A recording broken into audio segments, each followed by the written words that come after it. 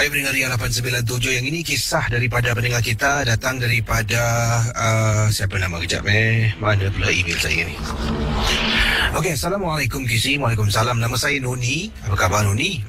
Noni nak berkongsi pengalaman ini berkenaan dengan pembantu rumah saya. Bukan pasal dia buat salah, tidak.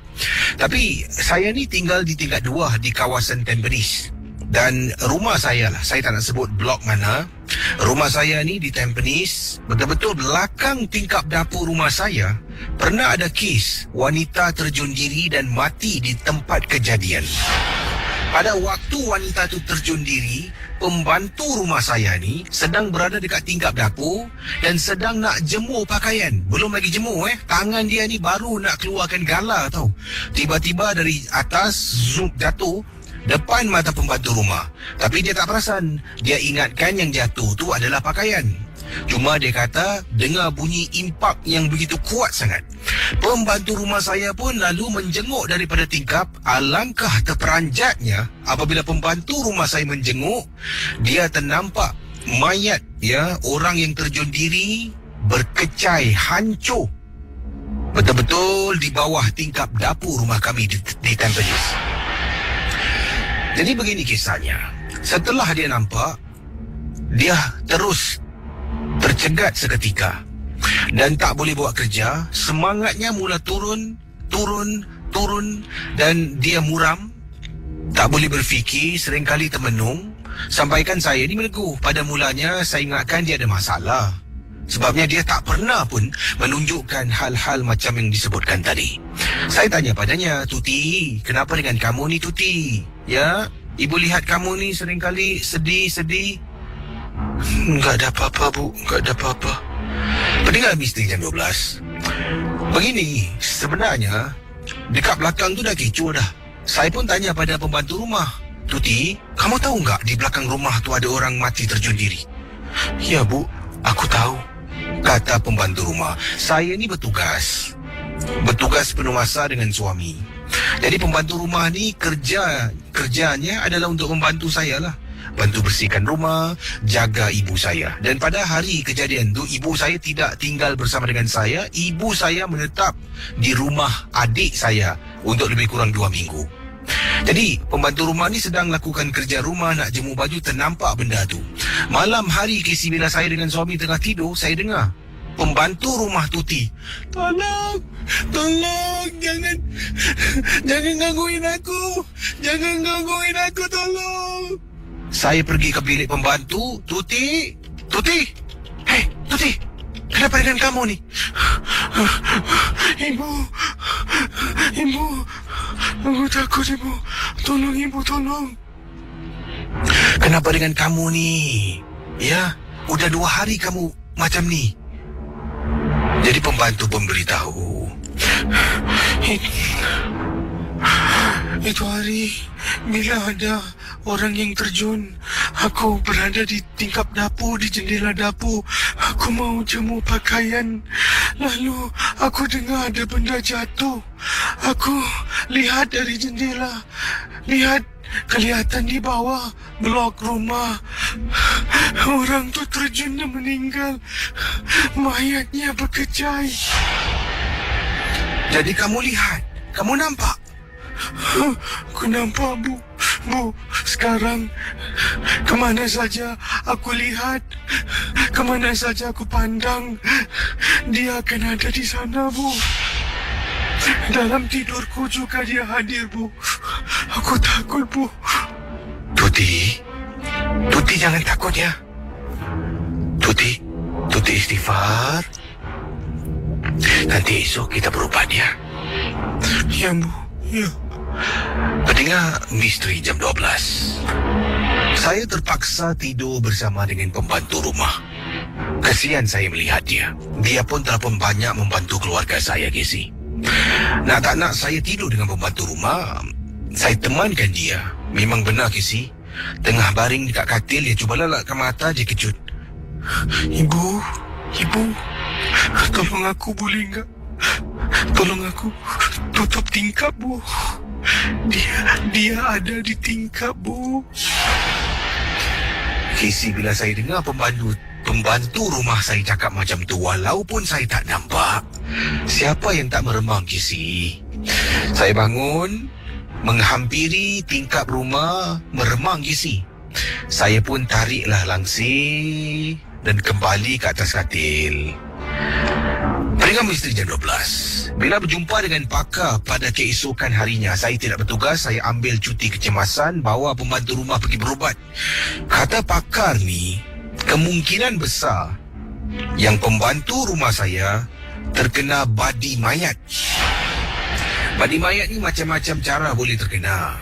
Ya, melihat pada mayat yang meninggal dunia, melihat pada mayat yang bunuh diri jatuh, dan bila mayat tu jatuh berkecai depan mata Tuti, ia tiba-tiba roh yang ada pada mayat tu mengganggu perasaan Tuti pada masa yang sama, sebab Tuti yang pertama jatuh, dia menjenguk, terus terkena pada dia. Dan perkara ini nak merawat memang senang, tapi ia memakan masa untuk kembalikan semangat pembantu rumah. Casey, hampir setiap malam nanti dia akan terpekik. Bila dia sedang nyenyak tidur, terpekik sekuat-kuatnya. Pendengar Ria 897. Jadi, alhamdulillah, setelah berjumpa dengan pakar ni beberapa kali, beri air, dia cuba baca surah, mendoakan dan sebagainya, pembantu rumah saya kembali macam biasa, tetapi dia tetap takut. Kalau dia tengah duduk, nanti saya panggil Tuti, dia akan terperanjat, terpekik. Selalunya, kalau saya nak panggil dia, saya akan panggil dengan lembut. Kadang-kadang ni, biasa lagi sih, kita ni sebagai tuan rumah, nanti kalau rasa marah, kita akan, Tuti!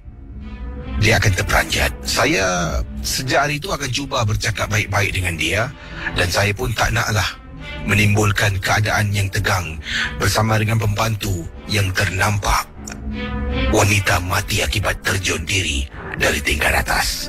Terima kasih dan selamat tengah malam, Casey.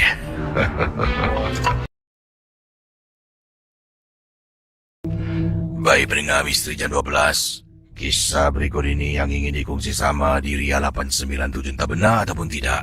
Jangan mudah kita percaya, rancangan ini 100% hanya sekadar hiburan saja. Ini datang dari Liza, berkongsi peristiwa yang ringkas. Katanya, saya pernah balik agak lewat malam.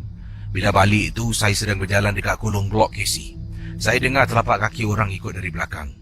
Tapi bunyi telapak kaki ini bukan macam orang berjalan. Bunyinya seolah-olah macam orang sedang menyirit kaki. Saya pun toleh untuk tengok siapa dekat belakang ni. Jalan sirit-sirit, dalam hati irritating bunyi. Saya toleh belakang, tak ada orang pun di belakang saya. Bayangkan pendengar Ria 897. Lalu saya terhenti sejenak dan tertanya pada diri saya, siapa yang jalan dekat belakang tadi? Saya teruskan berjalan menuju ke arah lobi lift dekat rumah saya di kawasan Tampines. Waktu tu malam dah liwat malam sangat. Jadi bila saya berjalan, kemudian dengar lagi. Dengar bunyi telapak kaki yang disirit. Belum sempat saya toleh ke belakang, bulu tengkuk saya Casey meremang. Bila dah meremang, ia satu petanda ni. Saya pun takut. Jalan sampai dekat lift. Kebetulan sampai lift, pintu lift memang dekat bawah dah terbuka. Saya pun masuk dalam lift. Saya tekan tingkat 7 rumah saya. Pintu lift tertutup. Sepanjang perjalanan saya takut. Saya sandahkan badan saya pada timbuk lift. Lift pun sampai tingkat 8, saya keluar dari lift. Casey, bila saya jalan menuju ke arah rumah saya. Jadi keluar lift, saya jalan terus belok kanan. Saya kena lalu 4 pintu rumah baru sampai rumah saya. Pintu rumah pertama, kedua, ketiga, keempat baru sampai, kelima baru rumah beliau.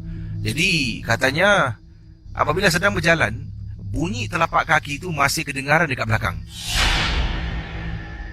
Casey, ini bermakna benda, makhluk apa jua lah yang ada dekat bawah dah pun naik ke atas ikut saya sampai nak pulang ke rumah.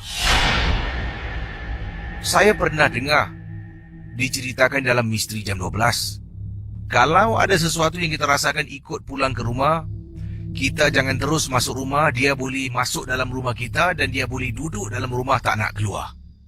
Bila saya teringat tentang kata-kata itu, saya terhenti. dalam hati, lagi 2 pintu rumah dah sampai rumah aku. Kalau aku turun, mungkin aku pun kena ganggu. Sekarang macam mana? Jadi akhirnya saya berjalan menuju ke arah rumah saya. Telapak kaki itu tiba-tiba hilang, tak dapat dengar. Depan pintu, saya baca beberapa surah kisi. Tidak pernah saya lakukan. Saya berdiri depan pintu, baca surah, baca lagi surah, baca lagi. Kemudian saya keluarkan kunci, buka pintu. Dah buka pintu rumah, langkah kaki saya membaca lagi surah. Kemudian saya masuk dalam rumah, tutup pintu dengan harapan benda tu taklah ikut saya masuk ke dalam. Jadi oleh kerana dah terlampau takut, saya pun pergilah dekat sofa. Setelah buka sepatu ni, duduk dekat sofa. Kemudian saya cuba tenangkan diri. Sedang tenangkan diri, Casey, dekat luar koridor rumah saya dengar bunyi telapak kaki ke hulu ke hilir.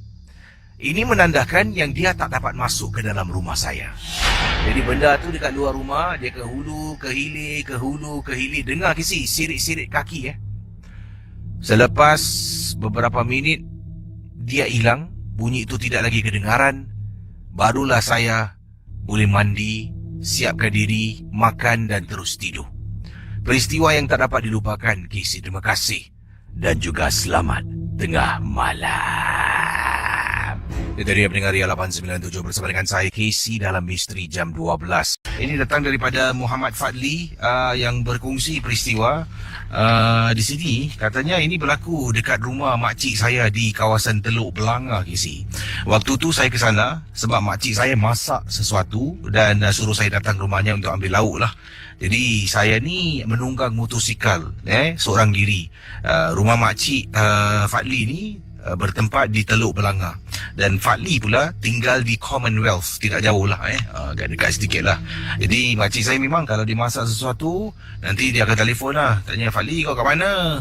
Sebab makcik saya ni antara makcik yang paling saya rapat sangat-sangat. Dan saya memang suka makan masakan makcik saya. Kata Fadli, sebelum tu nak ucapkan hello pada makcik saya. Sempat kalau boleh Casey sebutkan tapi ini kiriman email dah lama lah. Tak tahu makcik anda sedang mendengar ataupun tidak katanya boleh cakap hello pada makcik saya Ruby Supaat. Rubiah Supaat nama makcik anda yang katanya sayang dengan anda lah dan macam anak sendiri Jadi kalau dia masak lauk favourite saya, dia akan telefon. Jadi waktu tu saya baru balik kerja. Dalam perjalanan nak pulang ke rumah, jadi makcik saya telefon lah. Saya pun jawab panggilan. Kebetulan dekat traffic light tu saya jawab. Selalunya saya tak angkat telefon, Casey. Sampailah saya dah sampai Kolong Blok baru saya angkat. Tak tahulah kenapa malam tu tergerak hati, saya pun keluarkan handphone tu daripada poket saya. Hello, dan dia kata, Lee, ni datang rumah ni, ada lauk ni. Kau kat mana? Okey, datang sarang. Tengah riding lah. Okey, di lampu hijau. Saya pun letak balik handphone di dalam poket. Kemudian dari nak pergi, saya patah balik pergi rumah makcik di Teluk Belanga untuk ambil lauk yang dia masak. Wah, nanti sedap ni. Lauk favourite. Makcik saya kalau masak kisi asam pedasnya ikan duri, meleleh ailiu, katanya Fadli. Awak ni buat saya meleleh ailiu. Jadi saya pun tunggang motosikal saya, pergi blok makcik saya, blok ... di Teluk Belanga. Saya pun letak motosikal di bawah. Kemudian saya naik atas, yang mana makcik saya ni sedang siapkan lauk lah.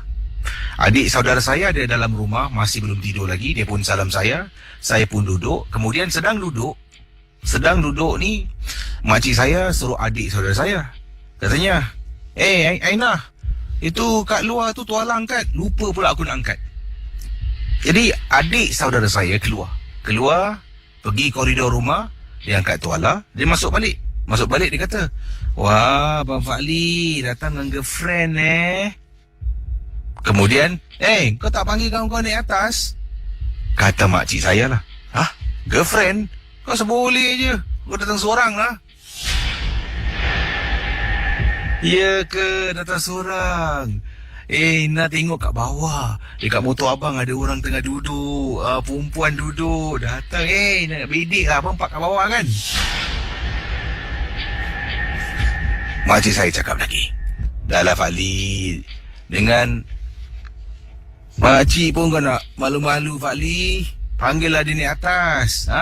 Panggillah. Cik. Saya seorang lah. Mana ada orang? Motor salah tak tengok. Adalah dekat bawah. Kemudian saya pun keluar. Adik saudara saya pun bawa saya keluar. Dia tunjuk. Tu apa? Tu motor abang kan? Kisi. Dekat motosikal saya memang benar ada orang tengah duduk. Saya nampak bahagian belakang tubuh saja. Dengan rambutnya panjang sangat. Dalam hati saya, ni mesti budak-budak mana ni nak step naik motor aku. Kemudian, ada tak? Tapi itu bukan kawan saya datang seorang tau. Ni mestilah budak-budak bawah blok ni lah. Alamak, okey lah, tak apalah. Ambil lauk. Kemudian jalan, makcik saya tahan. Kata, Pak Ali nanti. Pak Ali, nanti sebelum naik motor, baca Al-Fatihah. Sebelum tu, baca 3 kul. Bismillahirrahmanirrahim. Baru tunggang motor ya. Ya cik, ya. Terima kasih cik Saya pun pergi dekat lift, kata Fadli, turun lift. Bulu rumah semakin meremang Kisi. Dalam hati ni, mungkin ada betul mak cikgu cakap. Jalan nak pergi motosikal dah mula baca Kisi. Al-Fatihah, baca surah 3 kul. Bismillahirrahmanirrahim. Saya pun tunggang motosikal. Hidupkan enjin motor. Vung, vung, vung. Makanan tu dah dimasukkan dalam kotak di belakang. Tunggang motosikal, saya terasa motosikal saya ni macam berat sedikit. Saya berhenti sekejap, dongak atas tengok makcik. Saya lambai-lambai dekat makcik.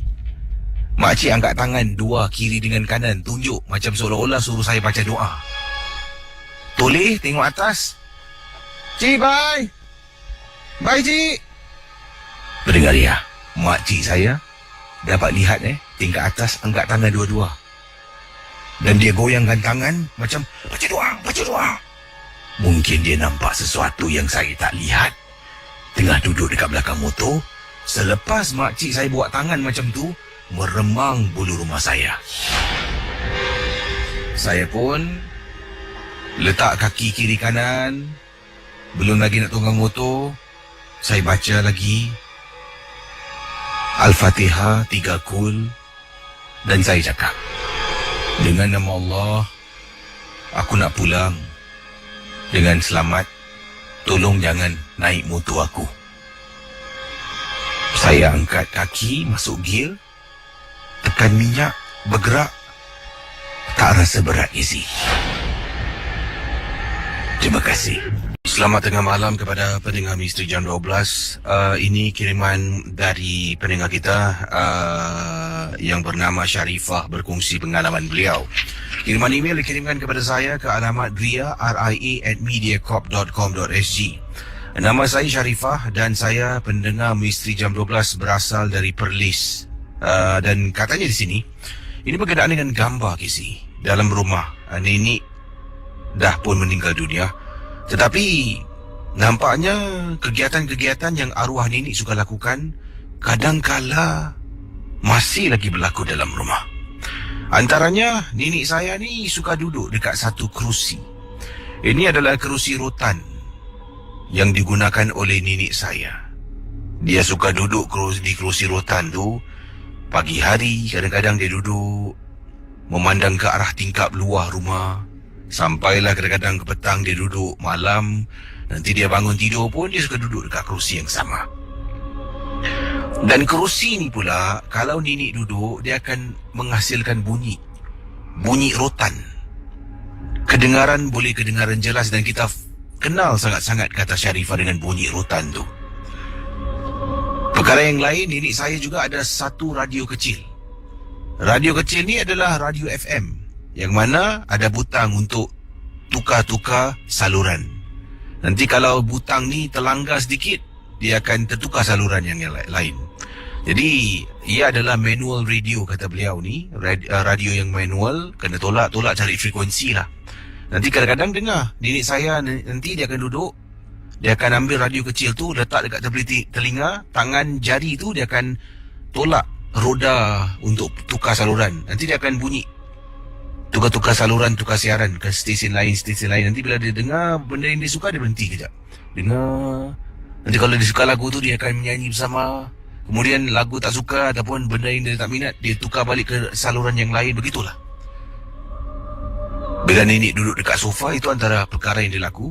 Kalau sekarang ni orang duduk dekat sofa, dekat kerusi, lazimnya orang bermain dengan handphone. Tengok macam-macam app yang ada dekat dalam. Nenek saya ni, dia bermain, arwah nenek saya bermain dengan radio, ataupun radio.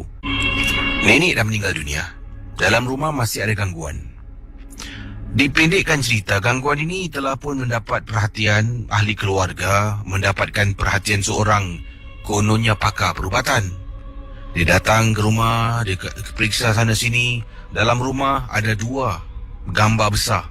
Dalam gambar tu ada gambar arwah nenek yang bergambar dengan kita. Itu antaranya adalah gambar hari raya. Kemudian pakar tu kata, mana tak datangnya si arwah datang rumah ni? Gambar dia digantung dekat dinding. Gambar-gambar orang dah meninggal ni jangan gantung-gantung. Bawa turun, simpan. Jadi dengar cakap pakar, bawa turun, simpan. Kemudian ada gambar-gambar album yang kita letakkan dalam frame, bingkai gambar yang kecil. Dia suruh ambil gambar-gambar tu, kalau boleh simpan. Letak dekat satu ruang dalam kotak ke, simpan. Jangan tunjukkan lagi. Tak boleh display kalau ada arwah dalam gambar tu. Jadi ibu dengan ayah ikut simpan gambar. Tapi ada satu gambar ni, Kisi. Setiap kali kita simpan, nanti besok, lusa, gambar ni akan menjelma dekat atas meja, dekat atas kerusi, dekat mana-mana lah. Pertama sekali gambar ni mula muncul apabila ibu simpan gambar. Besok pagi gambar tu atas meja makan. Ni semalam aku simpan gambar ni. Siapa yang bawa keluar gambar ni? Siapa bawa keluar ni? Ibu ambil gambar tu, masuk balik dalam kotak, tutup, tolak masuk bawah katil. Malam tu, bila tengah tonton TV, tengah ambil bantal dekat atas kerusi, tup, gambar jatuh. Siapa bawa keluar gambar ni? Aku dah simpan gambar ni banyak kali. Simpan lagi. Sampaikan dah beberapa kali gambar ni menjelma. Baru saya, kata Sharifah, dengan ahli keluarga yang lain tertanya-tanya, ini orang bawa keluar ke? Atau ada misteri di sebalik gambar ni? Memang benar, Kisi. Ambil gambar, satu gambar ni, letak, gambar ni akan keluar balik. Itu adalah gambar yang dimaksudkan, adalah gambar nenek saya sedang duduk dekat kerusi rotan, sedang pegang radio sambil menunduk ke bawah dan jari telunjuk sedang nak tukar saluran ataupun tukar siaran. Tapi tak nampak wajah nenek dalam keadaan candid. Gambar tu keluar balik. Bayangkan pendengar Ria 897 FM. Ibu saya, ayah saya sampai katakan, sudah, awak ambil api, awak bakar gambar ni. Abang jangan kurang ajar Ini gambar mak saya. Saya tak akan bakar gambar mak saya. Ini mesti ada orang keluarkan gambar ni. Malam-malam hari tengah tidur, anda bayangkan, ahli keluarga semua sedang tidur. Tiba-tiba terdengar dengan jelas. Dengan jelas dalam bilik semua tengah tidur waktu malam. Anda bayangkan dekat luar rumah, di ruang tamu kedengaran.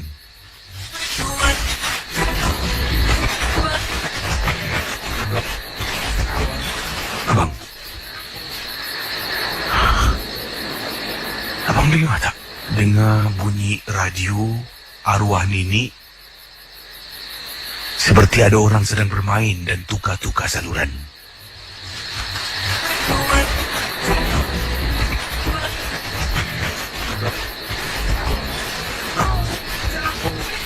Pendengar Ria 897 FM, Sharifah kata saya pun dengar Casey. Ibu dengar, bapa saya dengar. Akhirnya ibu mengaku kalah. Sebenarnya ibu yang tak nak buang radio dengan kerusi dengan gambar. Jadi kerusi rotan milik arwah nenek, radio milik arwah nenek memang susah nak dipisahkan. Tapi tetap kata pakar, apa jua milik arwah buang, jangan simpan lagi. Terpaksa angkat kerusi rotan pada paginya, radio bawa pergi belakang rumah. Waktu tu bapa saya sedang bakar daun daripada pokok kelapa. Nak halau nyamuk, campak kerusi rotan kat situ dan campak radio kecil ini. Terbakar. Selepas kami bakar dua barang yang sering kali digunakan oleh arwah nenek, barulah keadaan rumah tu tenang. Kalau tidak, macam-macam gangguan berlaku. Kiriman daripada Nur Syafiq kata, Assalamualaikum Casey. Waalaikumsalam warahmatullahi. Nama saya Nur Syafiq. Saya nak berkongsi satu pengalaman. Yang ini berlaku apabila saya sedang menunggu bas yang terakhir. Dan saya dekat bus stop ni bersama dengan seorang makcik lah. Makcik ni duduk sebelah bahagian hujung perhentian bas. Saya duduk di other side lah, katanya lagi bahagian sebelah hujung. Di bus stop tu ada 3 bahagian tempat duduk lah. Sebelah kiri, tengah dan sebelah kanan. Makcik ni duduk paling sebelah kanan bus stop, saya paling sebelah kiri. Dan tengah duduk ni, tengah tunggu bas. Kalau tak silap saya, itu adalah bas yang terakhir. Saya sedang bermain handphone. Makcik ni bangun, datang jalan dekat saya. Dia kata, Assalamualaikum nak. Waalaikumsalam cik. Dalam hati aku ni, apa ni makcik ni nak ni? Takut juga Casey, seorang-seorang dekat bus stop. Kemudian minta maaf boleh makcik duduk sebelah tak? Oh boleh cik, silakan. Makcik ni kemudian tengok saya, kata minta maaf nak makcik tak sedar hati lah nak. Perempuan kat ujung tu seram makcik tengok, kata makcik ni pada saya. Saya pun sebenarnya macam malas tau dan takut nak layan makcik ni. Takut-takut Casey, tahu-tahu nanti dia buka story tu ke ni. Saya tak tengok ujung, saya tengok dia, saya senyum. Ya cik, tak apa cik duduk sini makcik, saya mata masih memandang handphone, tapi saya sedang bercakap dengan dia.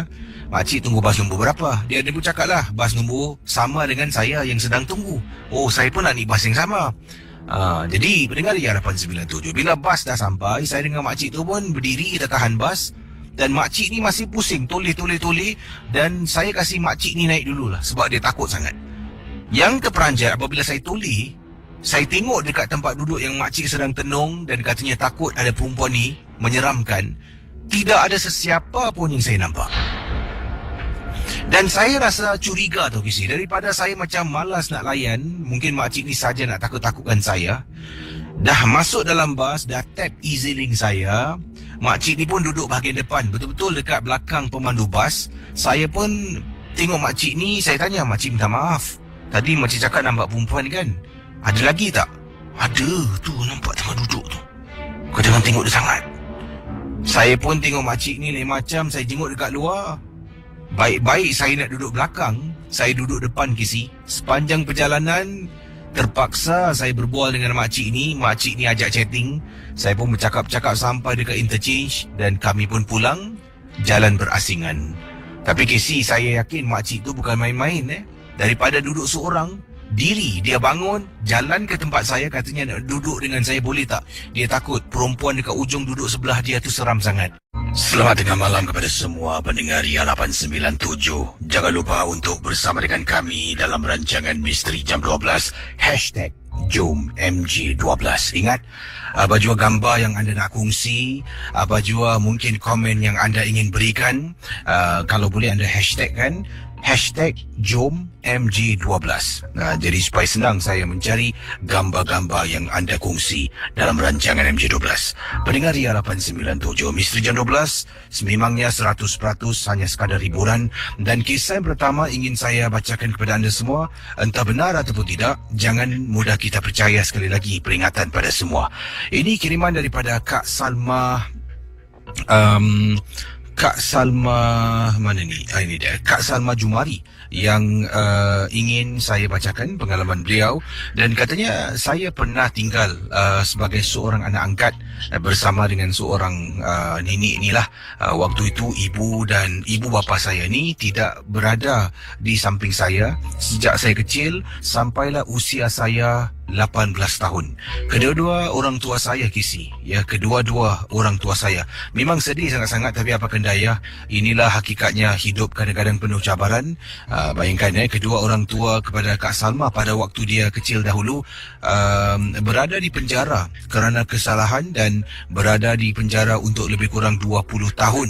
Jadi Kak Salma sejak beliau usia 2 tahun ni telah pun dipelihara oleh seorang nenek, dan nenek ni adalah seorang tukang ubat, seorang bomo. Dia walaupun bomo, tukang ubat ni, dia tidak pernah abaikan tanggungjawab dia kepada Kak Salma.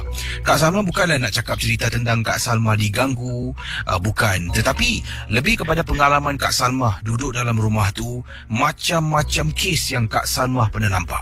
Antara kes yang Kak Salma nak ceritakan kepada KC dalam rancangan Misteri Jam 12 ni adalah kes yang melibatkan pesakit-pesakit yang datang untuk dirawat, ya, untuk dirawat oleh nenek, seorang nenek yang memelihara Kak Salma, yang Kak Salma panggil mak pada waktu itu. Dan KC, pengalaman ini Kak Salma nak ketengahkan. Kak Salma harap tidaklah ada yang tersinggung. Mungkin kalau yang terasa kisah ini tidak ada kena-mengena dengan anda, cuma apa yang Kak Salma boleh ingat, Kak Salma kongsilah dalam MJ12. Antara pesakit yang Kak Salma pernah nampak adalah pesakit yang dikatakan dibuat orang. Macam-macam kes ada yang Kak Salma pernah nampak depan mata, di mana mak Kak Salma pada waktu itulah merawat seorang pesakit wanita ni. Difahamkan dia dibuat orang. Waktu tu umur Kak Salma kalau tak silap baru 12 tahun. Sebenarnya kalau sebelum tu memanglah Kak Salma ni takut, tapi semakin usia meningkat semakin biasa. Dan pada usia 12 tahun ni pernah Kak Salma teringat dahulu seorang wanita ni dibuat orang, dan apabila mak Kak Salma ni mula merenjis-renjis air dan melapikkan daun sirih dekat bahagian belakang sambil menepuk-nepuk belakang wanita yang dikatakan disihir, teruk sangat-sangat keadaannya. Wanita itu terbatuk-batuk. Okey, saya cuba lakonkan. Saya dah faham kisah Kak Salma ni agak panjang. Saya dah pendekkan, dan mungkin inilah situasi waktu Kak Salma menyaksikan, melihat sendiri dengan matanya kejadian di rumah mak angkat seorang bomo ataupun seorang perawat tukang ubat. Jadi saudara, seperti kata Kak Salma, mak lapikkan sirih di belakang tubuh belakang wanita yang sakit. Sirih tu dilekap-lekapkan, kemudian ditepuk-tepuk. Mak Kak Salma kata dia sedang membaca sesuatu, tapi saya tak faham apa yang dibacakan oleh mak. Tiba-tiba wanita itu, keluar kau.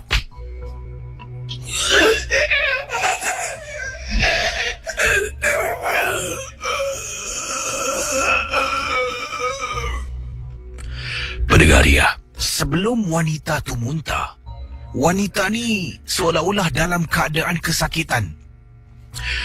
Dia nak muntah, tapi sambil dia nak muntah tu, memaksa muntah tu keluar, dia cakap sesuatu dengan nada suara yang sakit. Katanya dia dalam keadaan kesakitan, tolonglah, tolong. Perit sangat-sangat katanya. Misal katalah, ketika mak Kak Salma pada waktu itu merawat wanita ini, tolong, sakit, sakit,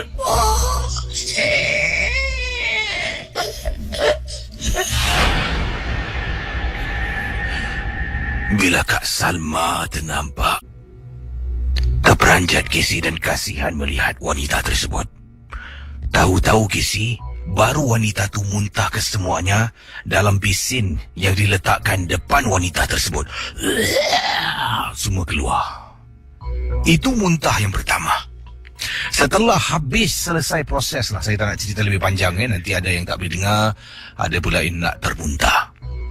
Terperanjat Casey bila mak Kak Salma tunjukkan kepada dua orang yang ada dalam bilik itu. Nampak ni? Nampak? Salma, sini. Mak panggil. Salma, waktu tu sedang berada di ruang tamu, sedang terjenguk-jenguk. Tengok ni, nampak tak? Ni jarum. Casey, jarum lebih besar daripada jarum yang orang gunakan untuk jahit pakaian. Lebih besar dari itu. Jarum tu, Casey, anda bayangkan pendengar Ria 897, berada dalam tubuh badan wanita tersebut. Kemudian wanita tu kata nak muntah lagi. Nek, saya nak muntah lagi, Nek. Nek, saya nak muntah lagi. Sakit, Nek. Nek, sakit. Allahu Akbar. Allahu Akbar.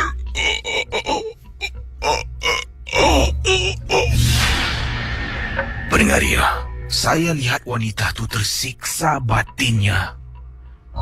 Nak muntah lagi katanya, tolonglah, Nek, sakit, Nek, sakit. Mak saya tak boleh buat apa-apa. Memang benda tu nak keluar akan tercucuk-cucuk kerungkung tekaknya. Tapi bagus kalau dia muntah. Sihir yang dikenakan akan hilang. Akan dihapuskan. Selagi dia tak muntah, kata mak, selagi itulah dia akan merana. Kesian Casey. Dia genggam tangan orang yang datang bersama dengan dia kuat sangat. Sampai orang tu pun dapat rasakan kesakitan genggaman wanita yang disihir itu. Masya Allah, kejam sungguh perbuatan manusia. Ini adalah perbuatan manusia di dunia. Bila mereka mati, akhirat akan membalas segala perbuatan yang terkutuk ini. Wanita itu menjadi lemah setelah sesi rawatan. Sebenarnya Kak Salma ada banyak cerita. Yalah, mak angkat kakak kan seorang tukang ubat.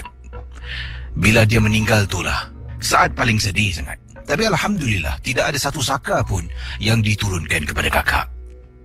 Sekarang ni kakak dah berumah tangga, dah ada anak pun.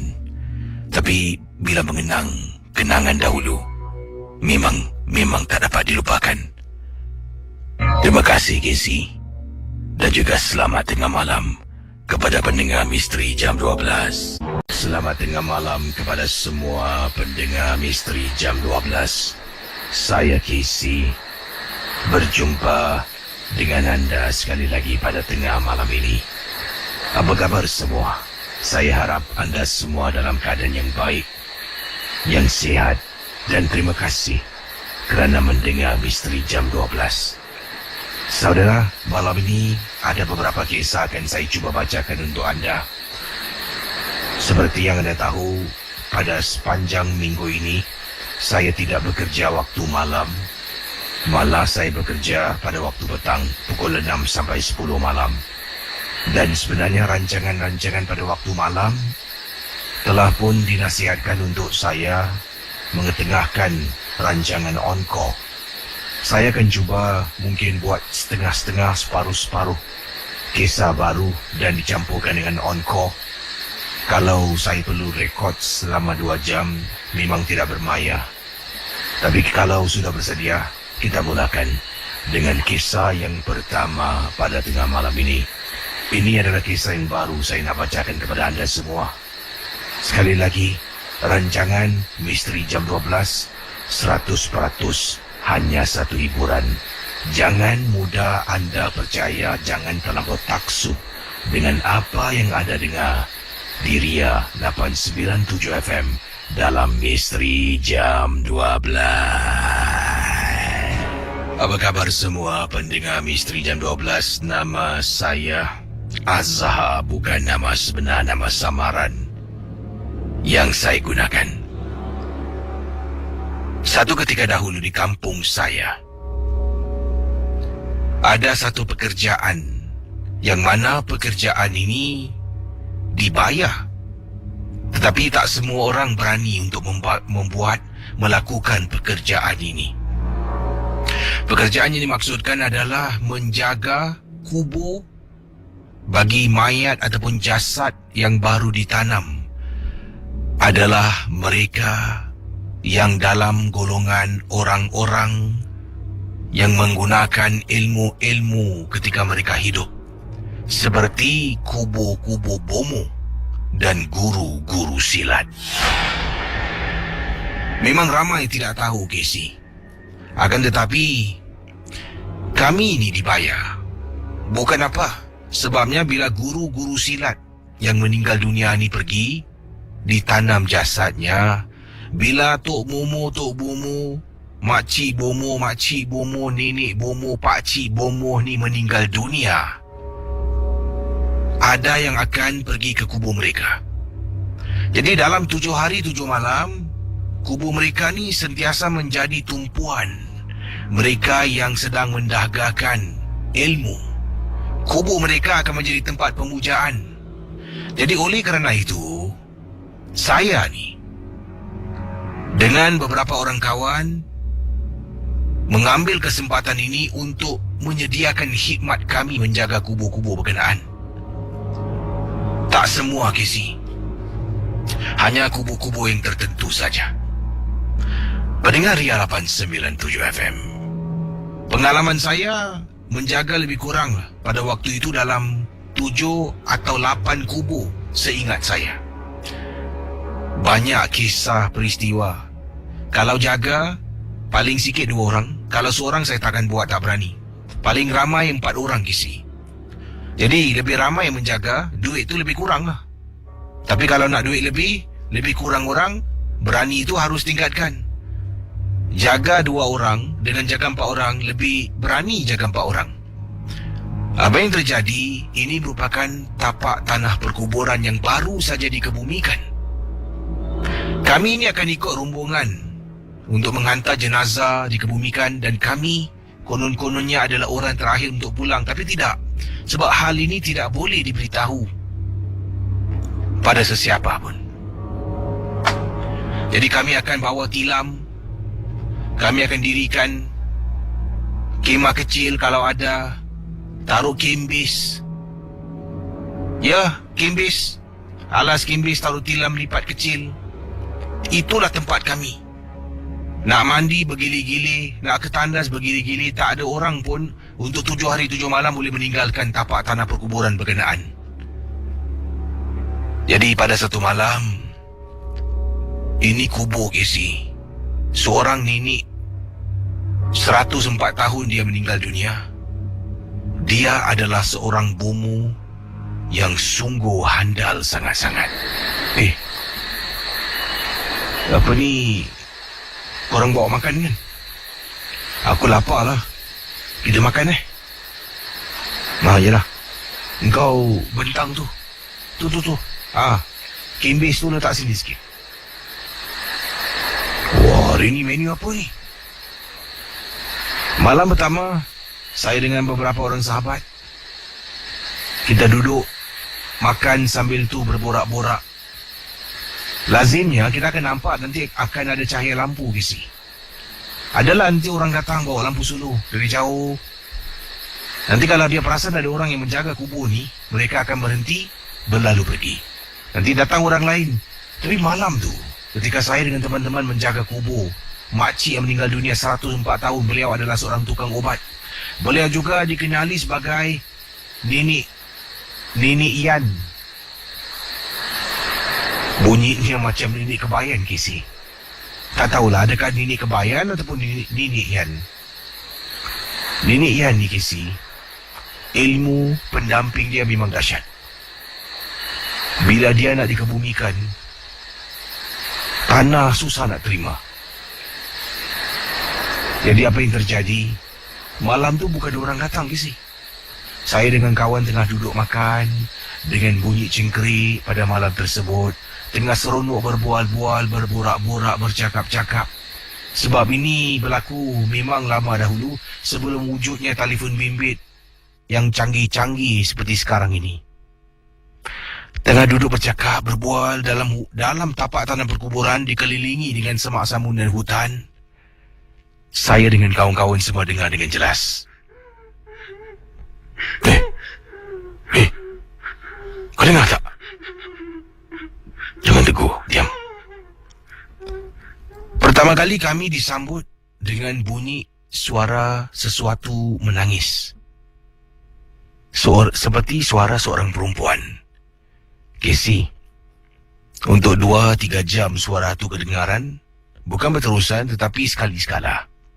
Kemudian suara tu dah lesap, dah hilang. Saya nak pergi ke tandas, Casey.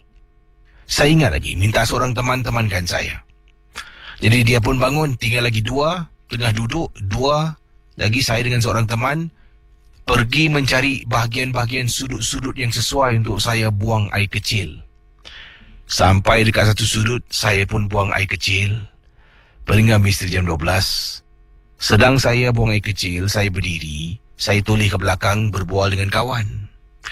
Jadi sambil tu saya nampak dekat kawasan kubur, yang mana kubur tu yang harus saya jaga tu, teman saya tak perasan, Casey. Saya dengan seorang lagi teman nampak depan mata kami dengan begitu jelas, Casey. Casey bayangkan apa yang kita nampak, Casey. Anda bayangkan mendengar Ria 897 FM. Saya nampak dekat atas kubur yang dah pun meninggal dunia, seperti ada tangan manusia yang keluar daripada tanah kubur. Tangan tu naik, dapat lihat dengan jelas. Saya dengan teman saya berbelah bagi nak patah balik ataupun tidak. Akhirnya kami kuatkan semangat dan mulalah gangguan-gangguan yang menakutkan yang pelik-pelik berlaku dalam rumah. Maaf, dalam tapak tanah perkuburan, yang mana setelah 7 hari 7 malam kami pulang ke rumah, gangguan itu ikut kami. Anda bayangkan, ikut kami sampai ke rumah, tapi tak semua. Saya tidak kena, sahabat saya satu terkena. Dekat tingkap bilik, beliau tengah baring dekat atas katil. Tiba-tiba dia dengar bunyi dekat tingkap bilik, seperti ada orang mengikik pada waktu malam.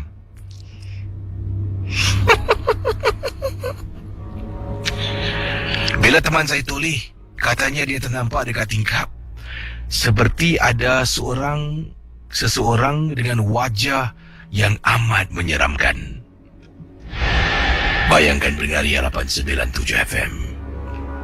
Saya tetap buat kerja tu sampai 7-8 kali, Casey. Setiap kali buat, duit yang ditawarkan lumayan, Casey. Siapa nak kasih? Tapi sekarang ini, tak tahulah. Terima kasih. Dan selamat tengah malam kepada Casey dan pendengar Ria 897 FM. Pendengar Ria 897, kita bersama dengan pendengar kita pada malam ini. Hello, selamat pagi. Selamat pagi, Casey. Hai, siapa tu? Kak Maya. Ya, apa khabar Kak Maya? Alhamdulillah. Ada pengalaman Kak Maya tentang apa ni? Silakan. Okey, pengalaman ni tahun ni, waktu tu bulan puasa, Casey. Selepas 5 hari berpuasa, pagi hari dah, Casey. Dalam jam, selalu Kak Maya hantar anak sekolah, dalam jam 6.30 pagi. Sebab dia masa datang dalam jam 6.35. Jadi jam 6.30 tu, hantar anak tolong bawa. Saya nak tunggu lepas sekolah dia datang. Sekali anak Kak Maya ni, dia tengok ke atas pokok. Dia kata, Mama, ada burung, Mama. Dia dah tegur lah, Casey. Dia kata, burung ni black and white. Tapi dia punya banyak white ya. Mari Kak Mai cakap, dan dia apa yang tu baca, jangan main. Dia kan dia tengok. Lepas tu dalam beberapa minit rumah dah berdiri tau. Kak Maya cakap ini dah lain cerita ni. Masa dia punya bunyi dah lain. Bunyi dia ada berbunyi juga. Masa dia tegur tu bunyi dia. Jadi Kak Maya cakap dengan Kak Maya, dan dia apa yang tahu baca sudahlah. Lepas tu bas sekolahnya dah tiba. Dia dah naik bas Sekarang Kak Maya ni on the way balik. Nak naik lift ni. Dah nak naik lift, kecil lift.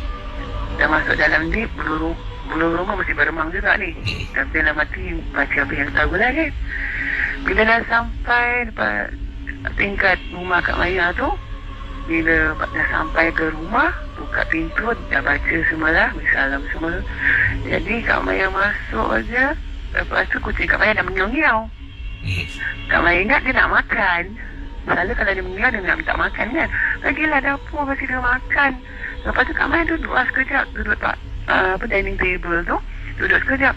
Kalau tak sampai dalam berapa minit tadi si Kak Maya tu, pintu Kak Maya buka, cuma lock pintu gate saja. Kak Maya dengar bunyi garau. Macam gitu. 2 kali saya kasi. Kak Maya tulis je. Dapat gate tak ada orang.